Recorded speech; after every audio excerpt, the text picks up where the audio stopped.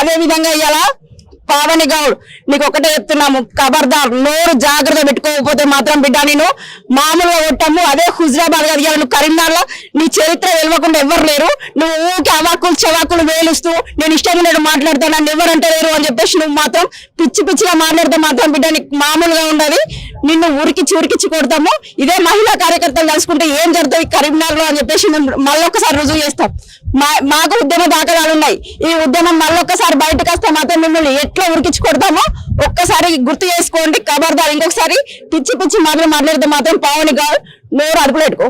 ఒక central minister అయ్యుండి నీదేం బతుకు, నువ్వేం మాట్లాడుతున్నావు? అసలు ఒక సెంట్రల్ మినిస్టర్ అనే అర్హత నీకుందా? నీ స్థాయి ఏంది, నీ కథ ఏంది? నువ్వు ఈ వీడియో చేసుకొని బతుకుతున్నావు. నీ చరిత్ర తెలియదని తెలియదని అనుకుంటున్నావు కావచ్చు. నీ చరిత్ర తెలుసు. పావని గౌడ్ గురించి మాట్లాడుతున్నా. బీఆర్ఎస్ నాయకురాలు పావని గౌడ్ ఇలా వీడియోలు చేస్తూ అక్కడ ఇక్కడ అవాకులు చవాకులు వెళ్తుంది. ఇలా సంజయ్ అన్న గురించి కూడా మాట్లాడింది. నోరు అదుపులో పెట్టుకొని మాట్లాడు పావని గౌడ్ అని చెప్పి చెప్తున్నాము. నోరు అదుపులో పెట్టుకోకపోతే మాత్రం తీవ్రమైన చర్యలు ఉంటాయి. మామూలుగా ఈ రోడ్ల మీద కరీంనగర్ రోడ్ల మీద నిన్ను ఉరికించి కొడతాము. గతంలో మీ అయ్యకి ఏ విధంగా అయితే శాస్తి జరిగిందో ఇక్కడ కరీంనగర్ ప్రజలు మళ్ళొకసారి నీకు కూడా ఈ కరీంనగర్ లో మహిళా కార్యకర్తలు ఉన్నారు, నిన్ను ఉరికించి కొడతారని చెప్పేసి చెప్పడం జరుగుతుంది.